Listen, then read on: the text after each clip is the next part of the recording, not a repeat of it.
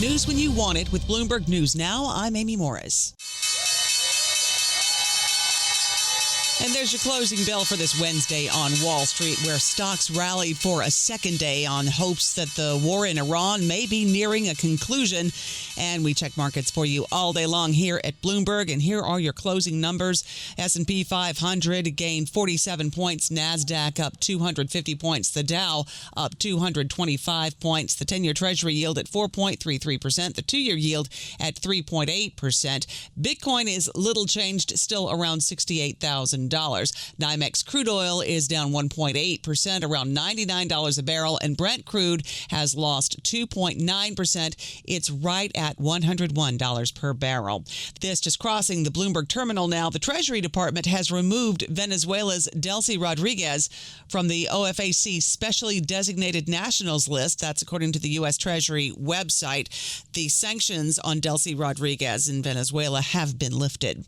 Iran has sent a letter to the American public. Iranian President Masoud Pezeshkian says Americans should look beyond political rhetoric and reconsider the realities of Iran's past, present, and aspirations for a future. He says Iran harbors no enmity toward ordinary Americans and that the path of confrontation is more costly and futile than ever before. He also suggested the possibility of diplomatic engagement. The letter came just hours before President Trump is set to address the nation on the Iran war. A White House official says the president will provide an update on the war's progress and a 2 to 3 week timetable for its end. Trump told Reuters earlier that he'll use that time to criticize NATO for its perceived lack of support in the military operation. Former Vice President Mike Pence says Iran has been a problem for decades, and he's glad President Trump took the fight to them. I'm proud of our troops. I'm also proud that President Trump pulled the trigger and made the decision to move against Iran. Simply cannot allow Iran to obtain a nuclear weapon, but to be able to hit the regime and simply say that the time of you sowing terror across the region are over, I think was action whose time has come. Former Vice President Mike Pence was on balance of power. The NATO Supreme Allied Commander Pierre Vandier argued that the alliance should overcome internal tensions together and needs to quickly adapt to shocks. A crisis is when the tires of your car are flat. A shock is when you hit a tree. We are in a world where hitting trees now, it's a new normal. Admiral Pierre Vandier spoke with Bloomberg's Jonathan Farrow and Lisa Abramowitz from Norfolk, Virginia. UK Prime Minister Keir Starmer says no amount of pressure would change his mind about joining the war in the Gulf. There's been a good deal of pressure on me to change my position in relation to joining the war, and I'm not going to change my position on the war. So whatever the pressure, whatever the noise, I'm the British Prime Minister and I have to act in our national interests. Starmer says the UK must deepen its relationship with Europe as the war with Iran threatens to derail economies across the continent and fracture the transatlantic alliance. Starmer spoke during a press conference at Downing Street in London. SpaceX has filed confidentially for an initial public offering, bringing that company closer to delivering the biggest ever listing.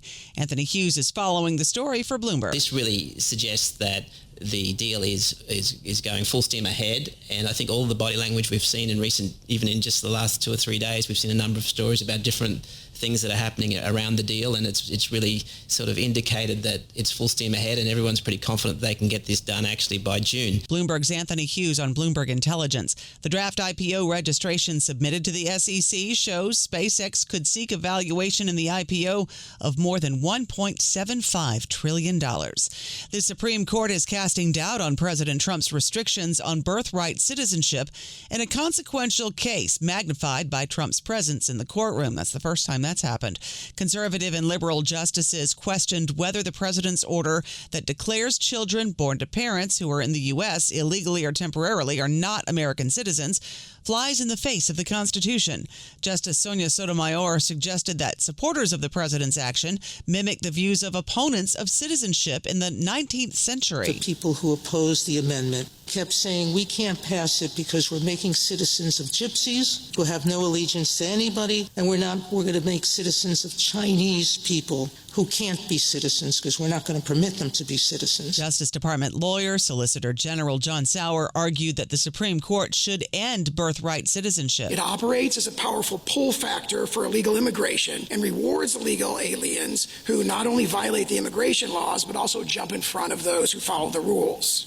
It has spawned a sprawling industry of birth tourism as uncounted thousands of foreigners from potentially hostile nations flock to give birth in the United States. A definitive ruling is expected by early summer. The astronauts are at the launch pad for the Artemis 2 mission. The lunar fly-around will be the first moon trip in 53 years. Democratic Senator and former astronaut Mark Kelly says the Artemis launch is a great day for the United States. This is inspiring and it's exciting and it's something that we can only really do in this country. Yeah, the Russians, they go up to the space station. They've never landed, somebody on the moon. Kelly also says NASA's programs create billions for the U.S. economy. He spoke from Kennedy Space Center in Florida. Liftoff is set for 6:24 Eastern Time tonight. That's news when you want it with Bloomberg News Now. I'm Amy Morris, and this is Bloomberg.